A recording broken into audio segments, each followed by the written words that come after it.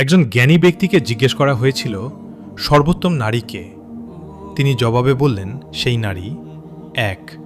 যে তার রবকে সন্তুষ্ট করার চেষ্টা করে, ২. যে স্বামীকে ভালোবাসা ও স্নেহ করে, ৩.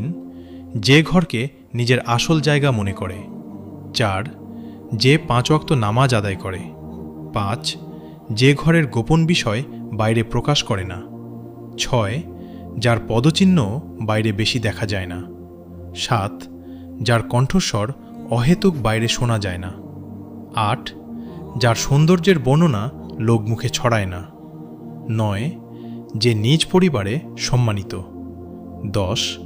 যে নিজের আচরণে বিনয়ী, ১১.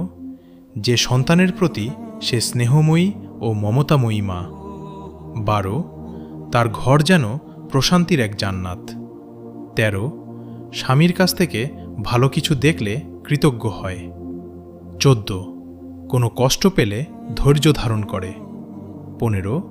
স্বামী ঘরে এলে হাসি মুখে তাকে স্বাগত জানায়, ১৬. স্বামী বাইরে গেলে তার জন্য অপেক্ষা করে ও তাকে মিস করে, ১৭. স্বামী রাগ করলে ধৈর্য ধরে ও সংযম দেখায়, ১৮.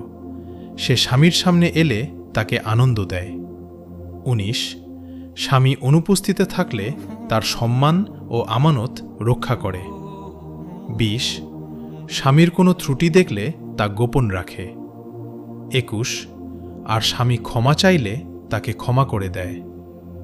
এরপর আবু হুরায়রা রাদিয়াল্লাহু আনহু থেকে বর্ণিত, রাসূলুল্লাহ সাল্লাল্লাহু আলাইহি ওয়াসাল্লামকে জিজ্ঞেস করা হয়েছিল সর্বোত্তম নারী কে। তিনি বলেন, সেই নারী যাকে দেখে স্বামী আনন্দ পায়, যাকে কোনো কাজের নির্দেশ দিলে সে তা পালন করে, আর সে নিজের ব্যাপারে ও স্বামীর সম্পদের ব্যাপারে এমন কিছু করে না যা স্বামী অপছন্দ করে। সুনান নাসাই হা ৩২৩১।